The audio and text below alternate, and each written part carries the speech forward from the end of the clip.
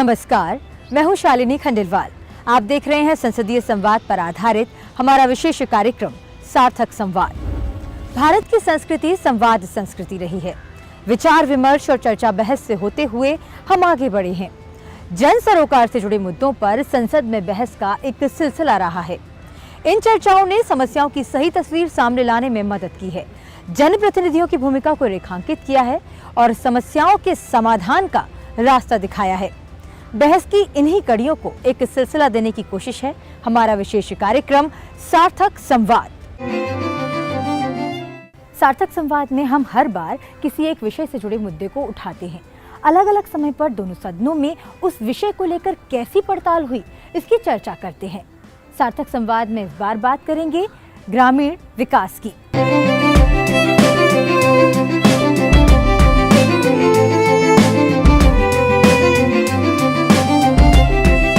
देश के विकास के लिए संसद ने हमेशा ग्रामीण भारत को प्राथमिकता दी है, क्योंकि देश की 70% से ज्यादा आबादी अब भी गांव में ही बसती है। ग्रामीण विकास के लिए संसद के प्रयासों पर देखिए हमारी ये खास रिपोर्ट। देश की आत्मा आज भी गांव में बसती है। गुलामी का कहर भी गांव किसान पर ही टूटा था। निलहे किसानों पर अत्याचार की कहानी किसे पता नहीं है। तब देश ने दास्ता की बद्ध श्रृंखलाओं को झंझना कर तोड़ दिया, लेकिन लगातार दुर्भिक्ष और अकाल का शिकार ग्रामीण भारत विकास की बाट जोहता रहा। संविधान सभा ने विषमता दूर करने के लिए भूमि सुधार और जमींदारी प्रथा खत्म करने पर जोर दिया। संविधान की प्रस्तावना में सहकारिता के प्रोत्साहन का संकल्प लिया गया, तो नीति निर्देशक तत्वों में निजी और सरकारी प्रयासों से घरेलू उद्योगों के विकास की दिशा तय की गई। सभा में किसान की आय बढ़ाने के तरीकों पर भी बहस हुई। पहली संसद ने खादी और ग्रामोद्योग आयोग का गठन किया, तो निजी मिलों के मुकाबले खड़ा करने के लिए आयोग से भ्रष्टाचार खत्म करने और उसे पेशेवर तरीके से चलाने पर संसद ने हमेशा खुलकर बहस की। कृषि आधारित दूसरे बड़े क्षेत्र चीनी उद्योग को खूब बढ़ावा दिया गया, लेकिन विकास का लाभ किसान तक नहीं पहुंचा। सूखे और अकाल से निपटने के लिए संसद ने जमाखोरी रोकने के लिए कड़ा कानून बनाया, तो भंडारण की दिशा में भी पहल की गई। जन वितरण प्रणाली विकसित की गई। 1968 में नकदी का संकट दूर करने के प्रयास शुरू हुए, तो संसद ने ग्रामीण क्षेत्र के अपने बैंक के लिए नाबार्ड के गठन को मंजूरी दी। क्षेत्रीय बैंकों से बेहतर तालमेल के लिए संशोधन भी किया। कृषि, वानिकी, मत्स्य पालन, बागवानी के साथ कृषि क्षेत्र में आधुनिक तकनीकों के इस्तेमाल और अमल पर संसद हमेशा से गहन चर्चा करती रही है। Soil health card, zero budget खेती से कृषि क्षेत्र में बदलाव लाया जा रहा है। गांव तक बिजली, सड़क, परिवहन का ढांचा विकसित किया गया। संसद के प्रयासों से निर्धनता निवारण की कई योजनाएं शुरू हो पाई। खाद्य सुरक्षा, मनरेगा, NRLM, प्रधानमंत्री आवास योजना, जनधन खाता और उज्ज्वला जैसी योजनाओं ने सोच बदली, तो कन्या सुमंगला योजना जैसी योजनाओं से इंडिया और भारत के फर्क को खत्म किया जा रहा है, क्योंकि गांव तक आर्थिक प्रजातंत्र पहुंचाना संसद का संकल्प है। संविधान सभा का मानना था कि ग्रामीण भारत के विकास से ही देश में आर्थिक प्रजातंत्र संभव है। इसके लिए सबसे पहले भूमि सुधार की पहल की गई। इस रिपोर्ट के माननीय प्रस्तावक के इस खंड का मैं समर्थन करने के लिए उठा हूँ। ये वो खंड जो जमीन जोतने वाले को आशा देता है। ये खंड देश के निवासियों से ये प्रतिज्ञा करता है कि संघ सरकारें या प्रदेश की सरकारें सार्वजनिक हित के लिए भूमि तथा अन्य संपत्तियों, व्यक्तियों, कॉरपोरेशनों, औद्योगिक या व्यापारिक कारोबार करने वाले प्रतिष्ठानों से प्राप्त करने जा रही हैं, और ये कि जब वो ऐसा करेंगी तो वह उनको मुआवजा भी अदा करेंगी। अध्यक्ष महोदय, यहाँ जमींदारी के उद्गम का प्रश्न भी महत्वपूर्ण हो जाता है। मेरे प्रदेश में कई जमींदारों को जमींदारी 1857 के पहले स्वतंत्रता संग्राम में देश से दगा करने और अंग्रेजों की मदद करने के इनाम में मिली थी, और फिर भी ये जमींदार लोग ये सोच के बैठे हैं कि मुआवजे का मतलब है इन लोगों को पूरा कंपनसेशन, यानी पूरी कीमत मिलेगी, पूरा बाजार भाव मिलेगा इनकी जमीन का। मगर महोदय, ऐसा करना तो किसी भी राज्य के लिए संभव ही नहीं हो सकता। और इस मौजूदा क्लॉज का प्रभाव तो उल्टा पड़ेगा हम पर। The discussion on this question has gone on the wrong track. Those who took part in the debate assumed that this clause was intended for the purpose of acquiring zamindaris. Land will be required for many public purposes. Not only land, but so many other things may have to be acquired. And the state will acquire them after paying compensation and not expropriate them. That is the real meaning of this clause. संविधान सभा में चर्चा के दौरान सदस्यों ने गांव की माली हालत पर गहरी चिंता जताई और संविधान के मसौदे में ही ग्राम विकास पर प्रावधान किया गया। श्रीमान, मैं विनयपूर्वक प्रस्ताव करता हूं कि राज्य स्वदेशी वस्तुओं के प्रयोग को भी प्रोत्साहन देगा तथा घरेलू उद्योग को प्रोत्साहित करेगा, विशेषतः ग्रामीण क्षेत्रों में, जिससे कि ये क्षेत्र यथासंभव स्वावलंबी बनाए जा सकें। इस संशोधन को उपस्थित करने में मैं परिषद का ध्यान इस तथ्य की ओर दिलाना चाहता हूं कि इस अवस्था में जब ग्रामीणों की स्थिति बिगड़ गई है और हमने ये उल्लेख किया कि हम आर्थिक प्रजातंत्र चाहते हैं, तो ग्रामीण क्षेत्रों में विद्यमान वस्तु स्थिति में आर्थिक प्रजातंत्र कैसे स्थापित होगा? महोदय, अब तक घरेलू उद्योग दो कारणों से उन्नति नहीं कर पाए थे। एक तो विदेशी तथा मिल के बने हुए सामान से प्रतियोगिता के कारण, और घरेलू उद्योगों के सहायतार्थ कोई संस्था न होने के कारण। कच्चा माल पहुंचाना, वेतन देना और सबसे बड़ी बात विक्रय का प्रबंध करना। विक्रय के संबंध में हमारे अधिकांश घरेलू उद्योगों का बहुत बुरा प्रबंध रहा है। इन चीजों के संभालने के लिए एक संस्था आवश्यक है। मैं देखता हूं कि जो सदस्य इस विषय में रुचि रखते हैं उनमें दो दल है। एक दल का विश्वास है कि घरेलू उद्योग केवल सहकारी आधार पर हो। दूसरे दल का विश्वास है कि घरेलू उद्योगों पर ऐसा कोई प्रतिबंध नहीं लगना चाहिए। दोनों दलों को संतुष्ट करने के लिए मैंने ये शब्द जानबूझकर प्रयोग किए हैं, जिससे मुझे विश्वास है कि दोनों मतों के लोग संतुष्ट हो जाएंगे। आजादी के समय देश भयंकर अकाल की समस्या से जूझ रहा था। ऐसे में देश की पहली संसद ने पहली जरूरत जमाखोरी को रोकने की महसूस की। सभापति जी, मैं इस विधेयक को बहुत पसंद नहीं करता हूं। कारण है नियंत्रण का डर कुछ ऐसा समाया हुआ है कि अच्छे ख्याल से भी उस पर सोचे तो भय पैदा होता है। परंतु हमारे समाज की जो व्यवस्था है उसे देखते हुए यह आवश्यक हो जाता है कि जीवन की उपयोगी चीजों के ऊपर सरकार का नियंत्रण रहे, साथ ही उनके उत्पादन पर भी नियंत्रण रहे। Sir, this bill, which protects the interest of the general public in this country on the production, distribution and supply of certain essential commodities which are mentioned in clause 2 of the bill, I do not think that we should resort to the old wartime laws, especially in the matter of putting the burden of proof on the accused. It is high time the government gives up such provisions. दूसरी तरफ देश की संसद ने ग्रामीण क्षेत्रों के विकास के लिए गैर कृषि व्यवसायों को विकसित करने की दिशा में पहल की। लिहाजा खादी और ग्रामोद्योग के विकास के लिए बाकायदा एक वैधानिक निकाय गठित किया गया। सभापति महोदय, मैं एक बात आपकी निगाह में आज भी लाना चाहता हूं कि हमारे यहाँ बहुत बड़े बड़े कारखाने हैं, बहुत बड़े उद्योग हैं जो हमारी नेशनल इनकम में 554 करोड़ रुपए से ज्यादा इनकम नहीं दे रहे हैं। परंतु ये जो हमारी स्मॉल इंडस्ट्री है, इसमें आज भी आमदनी 911 करोड़ रुपए होती है। महोदय, मैं कहना चाहती हूं कि कमीशन बनने से खादी बोर्ड के सामने जो दिक्कत थी वो सारी दिक्कतें खत्म हो जाएंगी, क्योंकि अनुदान बहुत देर से स्वीकृत होते हैं, रुपए का भुगतान बहुत देर से होता है और उससे तमाम रुकावटें आती है। हर बात जाकर रेड टैपिज्म में फंस जाती है।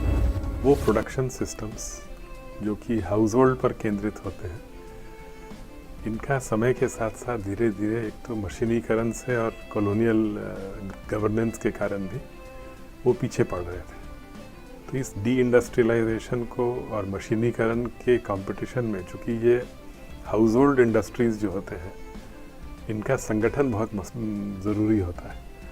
खादी हर घर में कोई अगर उत्पाद होता है तो अगर संगठित रूप से उसे नहीं अगर उसके विक्रय क्रय की व्यवस्था की जाए तो ऐसी परिस्थिति में कठिनाइयाँ आती हैं। इसी कारण से ये बहुत ज़रूरी था कि हम कमीशन बना करके खादी ग्राम उद्योग विलेज इंडस्ट्रीज़ कॉरपोरेशन एक उस दिशा में बढ़े ताकि हम इसे संगठित कर सकें, क्योंकि हमारे पास कौशल था, हमारे पास प्रोडक्शन सिस्टम्स थे जो कई कारणों से थोड़ी कमज़ोर हो गए। Sir, during the second 5-year plan from 1956 to 1961, two things happened simultaneously. One is that KVIC was established. The other is that a mighty drive was taken up by the government in the heavy industry sector.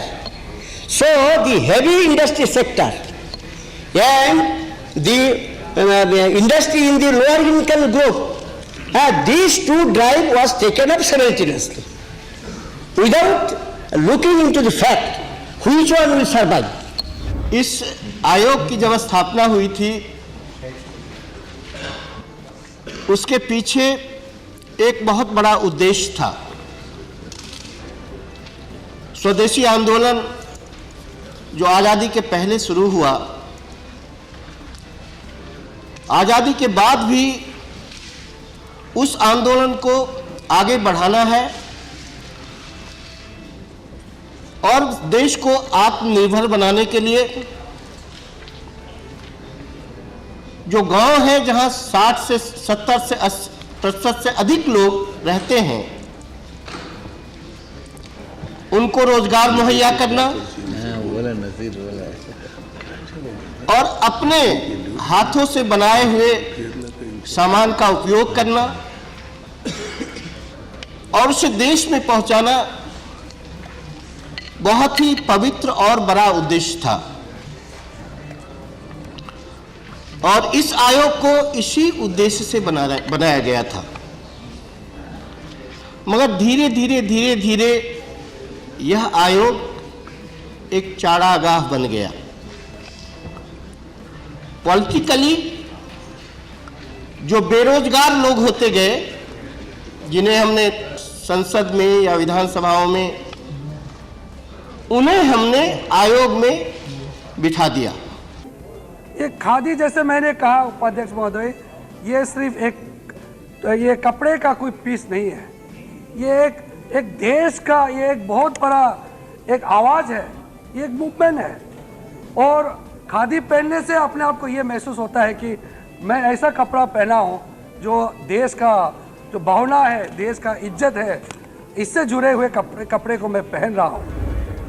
एक विकेंद्रित economic production system जो होता है, इसको संचालित करने में चुनौतियां कई हैं और निश्चित रूप से इन चुनौतियों को और विशेषकर प्रोडक्ट को सही रूप से हाई वैल्यू प्रोडक्ट जो हैं, जिसकी बड़ी मार्केट्स है, जो बहुत सारे प्रयास किए गए हैं इधर हाल के वर्षों में कि चिन्हित करना कि कौन से प्रोडक्ट्स हैं जिसकी मांग बहुत है, कौन सा हाई वैल्यू प्रोडक्ट है जिसके लिए हमें ग्लोबल डिमांड भी हो सकता है और राष्ट्रीय स्तर पे भी इसकी मांग होगी, और उन प्रोडक्ट्स को विशेष रूप से इसमें मार्केटिंग की भी आवश्यकता पड़ती है ताकि हम उन प्रोडक्ट्स को और ज़्यादा लोकप्रिय बना सकें। सूती कपड़ा उद्योग के बाद भारत में कृषि आधारित उद्योगों में चीनी उद्योग दूसरे नंबर पर है। वहीं दुनिया भर में चीनी उत्पादन के लिए भारत का दूसरा स्थान है। चीनी उत्पादन के लिए देश के करीब 10 राज्यों में किसान गन्ने की खेती पर निर्भर करते हैं। लिहाजा देश में चीनी के निर्यात को बढ़ावा देने के लिए भी संसद ने पहल की। सर, चीनी के उद्योग को हिंदुस्तान में सबसे अधिक संरक्षण दिया गया है। इस उद्योग को 15 साल तक का संरक्षण दिया गया है और इस तरह से हिंदुस्तान के चीनी उत्पादकों ने करोड़ों रुपए की कुर्बानी करके चीनी उद्योग को अपनाया। लेकिन दूसरी तरफ आप देखें तो आपको पता चलेगा कि चीनी के मिल मालिकों ने हिंदुस्तान के उपभोक्ता की और किसान की जो गन्ना पैदा करते हैं कोई परवाह नहीं। यह बात स्पष्ट है कि चीनी का निर्यात बढ़ाने से विदेशी मुद्रा की जो भी प्राप्ति हो, किंतु गन्ना उत्पादक को प्रत्यक्ष रूप से कोई लाभ होने वाला नहीं है। इस बात को सभी स्वीकार करेंगे। हमारे देश में चीनी उद्योग का जिस ढंग से विकास हुआ है और सरकार ने जिस मात्रा में चीनी उद्योग को संरक्षण दिया है, उसमें जो चीनी के मिल मालिक हैं उनका लाभ अनुपात में अधिक है। सहकारिता के क्षेत्र में चीनी शुगर कोऑपरेटिव्स आगे बढ़ते रहे और इसी कारण से हमारा उत्पाद भी बढ़ता गया, कई बाकी प्रोडक्ट्स भी आए। लेकिन क्या होता है जब अंतर्राष्ट्रीय स्तर पे, विश्व स्तर पे दाम में परिवर्तन होता है, कभी दाम कम हो जाता है तो ऐसी परिस्थिति में, या दाम ज़्यादा हो जाता है तो वैसी परिस्थिति में भी, तो इन कारणों से भी कई बार क्या होता है कि जो उद्योग होता है वो थोड़ा सा इफेक्ट होता है। तो प्रयास तो यही था कि किसान को एक सुनिश्चित तरीके से एक बिक्री की व्यवस्था उनकी हो, और मिल्स को ये आधुनिकीकरण पर भी जो जोर दिया गया ताकि मिल्स की एफिशिएंसी और बढ़े, एक्सट्रैक्शन और बढ़े। अभी नए नए जो बहुत सारे वैरायटीज़ डेवलप किए गए ICAR के द्वारा, उसमें भी ये कोशिश है कि गन्ने की उत्पाद में उसकी प्रोडक्टिविटी बढ़े। प्रोडक्टिविटी बढ़ने से क्या होता है कि उसी भौगोलिक क्षेत्र में अगर हमारी प्रोडक्टिविटी बढ़ती है तो प्रोडक्शन बढ़ता है, और जिसके कारण फिर किसान को भी रिटर्न्स बेटर मिलता है। महोदय, इस देश में टेक्सटाइल के बाद सबसे ज़्यादा एम्प्लॉयमेंट देने वाली इंडस्ट्री चीनी इंडस्ट्री, और ये एग्रो बेस इंडस्ट्री पूरे हिंदुस्तान के गांव में रहने वाली, खड़ी रही हुई, और इसका सबसे ज़्यादा लाभ जो देश का ग्रामीण हिस्सा है वहाँ के लोगों को होता है। आपके माध्यम से कृषि मंत्री जी से कि जब भारत सरकार इतनी कृपालु है तो इस बात की भी गारंटी चीनी मिलों से लेनी चाहिए कि हमारे मदद देने के 15 दिन के भीतर वह पैसा जो हम दे रहे हैं इस अपने फंड से, वो पैसा पास ऑन होना चाहिए किसानों को और उनको समय से मिलना चाहिए। जो अभी हमारे सहयोगी माननीय मोहन सिंह जी ने कहा कि चीनी मिलों पर तो माननीय मंत्री जी कृपा कर रहे हैं, लेकिन इस देश के किसान जिनके हितों के संरक्षण के लिए इस प्रकार की निधियां बनाई गई थी, कहीं भी वह नज़र नहीं आता हुआ दिखाई दे रहा है। और हम सब इस बात को बड़े दुख के साथ भी कहते हैं कि सरकार की इन्हीं गलत नीतियों के कारण पिछले 10 वर्षों के अंदर इस देश के अंदर 1.5 लाख से अधिक किसान आत्महत्याएं करता है। आज भी एक क्रम लगातार जारी है। अन्नदाता उपज के भंडार, कृषि उत्पादों के वैज्ञानिक तरीकों से भंडारण के लिए भी कानून बनाए गए। I take this opportunity to congratulate the government for bringing this measure, which will prove of great boon to the agriculturists as well as the public. I am reminded of those days when we had strict rationing and controls.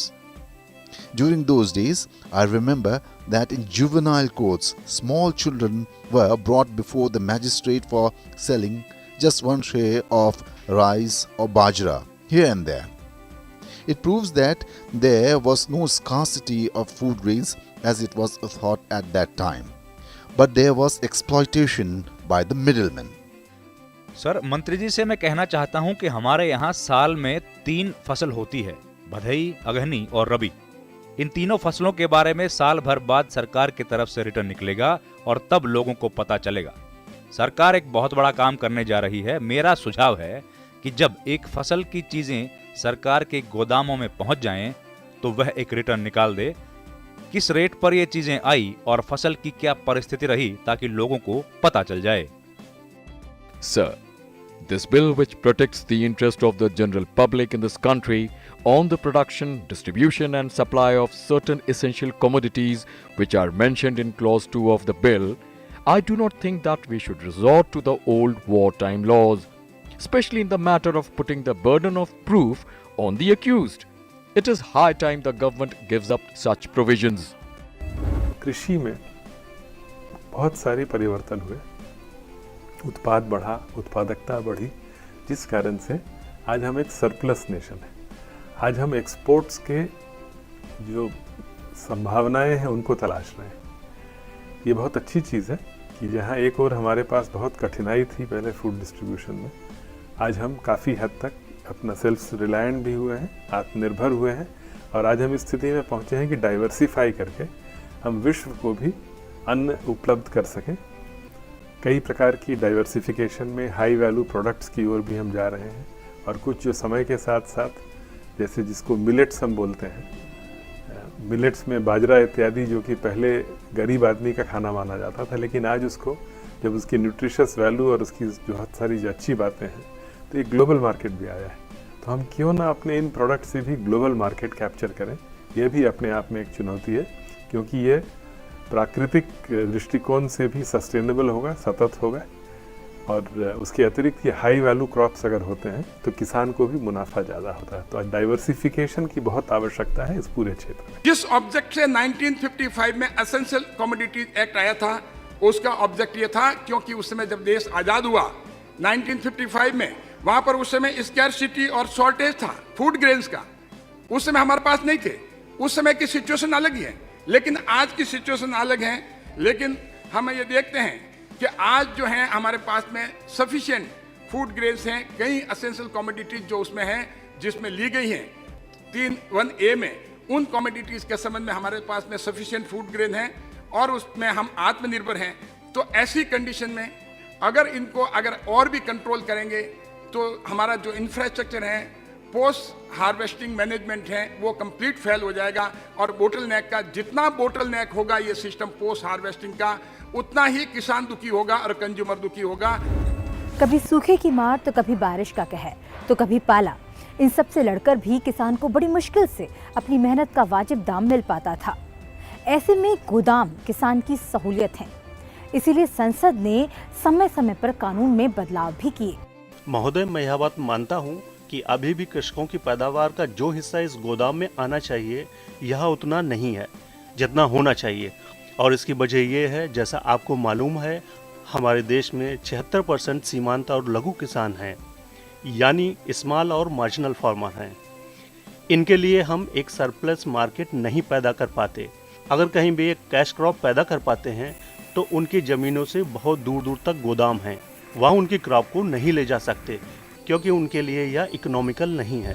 गोदामों की पावती से किसान के लिए हुंडी बनाने की बात पर भी संसद ने गौर किया। So the major issue which we are facing today in the country, at one side there might be certain calamities where the farmers are facing lot of problems. There might be some problem about he has to take money sometime from private money lender, and ultimately if he is not in position to return because of the pressure from private money lenders, we have seen some of the examples where the farmers has ultimately committed even suicide.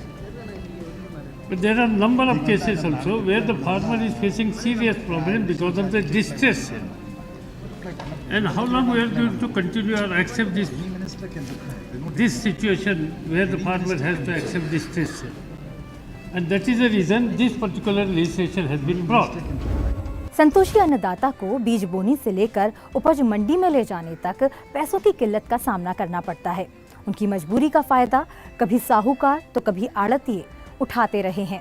इसीलिए संसद ने किसानों के लिए आसान कर्ज को लेकर कई कानून बनाए।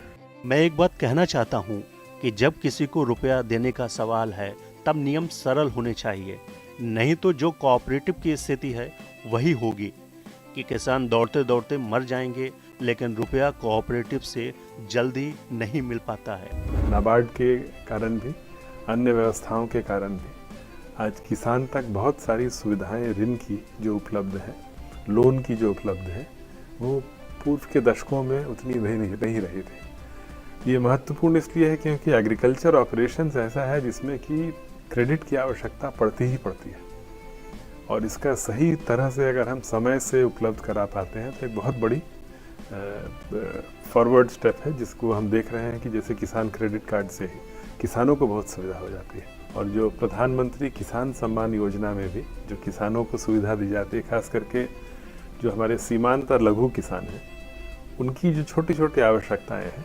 6,000 रुपये साल का काफ़ी मददगार होता है। बहुत सारे जो कैश की कमी आपने बताई, उस कैश की कमी को दूर करने के लिए मुझे इससे बड़ी खुशी है, और मैं समझता हूं कि देश के गांव में बसने वाले 80% लोगों को जो गांव में खेतों से और पशुपालन या उद्योगों का धंधा करते हैं, को इस कानून से एक संतोष मिलेगा। हमारे गांव की पंचायतें लोकतंत्र की बुनियाद हैं। इसलिए संसद ने प्रजातंत्र का लाभ आखिरी आदमी तक पहुंचे, इसके लिए कानून बनाकर पंचायती राज व्यवस्था लागू की। इस देश के अंदर संविधान का 73वां और 74वां संशोधन आया, मगर चूंकि 370 थी वो जम्मू कश्मीर में अप्लाई नहीं हुआ। जम्मू कश्मीर में अप्लाई नहीं हुआ। देश भर के अंदर स्वर्गीय प्रधानमंत्री राजीव गांधी लेकर आए, मगर जम्मू कश्मीर में अप्लाई नहीं हुआ। जब आजाद साहब मुख्यमंत्री थे तब भी नहीं कर पाए। क्यों नहीं कर पाए? क्योंकि वहां धारा 370 थी और वहां कॉन्सेंसस नहीं बन पाता था। मान्यवर, पंचायत और नगर पालिका के चुनाव होते भी नहीं थे। आज भी वहां पर 73 और 74वां संशोधन लागू नहीं हुआ है। आज ये सदन पास करेगा, कल लोकसभा पास करेगी। 73 और 74वां संशोधन ऑटोमेटिकली जम्मू कश्मीर को अप्लाई। देखिए, सामाजिक बदलाव तो बहुत ही ज़रूरी है, क्योंकि कोई भी समाज अगर समावेशी नहीं होता है तब उसके आगे बढ़ने में चुनौतियां रहती हैं। एक गरीब परिवार जिसके पास घर नहीं है, जिसके पास खाना बनाने के लिए गैस नहीं है, जिसके पास बिजली का कनेक्शन नहीं है, जिसके पास अन्य बैंक अकाउंट नहीं है, आप बहुत प्रयास कर लें फिर भी आप सबसिस्टेंस के ऊपर उस परिवार को नहीं बढ़ा पाएंगे। इसी कारण से जो प्रो पुअर पब्लिक वेलफेयर की बात आई, जन भागीदारी से, होल ऑफ गवर्नमेंट से, होल ऑफ सोसाइटी के अप्रोच से, उज्ज्वला गैस के डिस्ट्रीब्यूशन का हो, शौचालय का हो, घर बनाने का हो, इन बिजली पहुंचाने का हो, बैंक अकाउंट खोलने का हो, टीकाकरण का हो, यह कोशिश रही कि हर गरीब परिवार तक ये सुविधाएं पहुंचे, ताकि जो एसेट बेस है गरीब का वो बेहतर हो सके। जब एसेट बेस में सुधार होगा और साथ साथ जब स्वास्थ्य और शिक्षा, पोषण, इन पर भी पूरी ध्यान है, तो निश्चित रूप से इसका जो परिणाम आएगा, एक गरीब आर्थिक विकास की यात्रा में बेहतर रूप से भागीदार बन सकेगा। किसान की आय बढ़े, ये हमारी प्राथमिकता है। इनपुट कॉस्ट कम हो, ये हमारी प्राथमिकता है। और पहले एमएसपी के नाम पे क्या होता था हमारे देश में? पहले 7 लाख टन दाल और तिलहन की खरीद हुई। हमारे कार्यकाल में 100 लाख टन। 7 और 100 का फर्क तो समझ आएगा।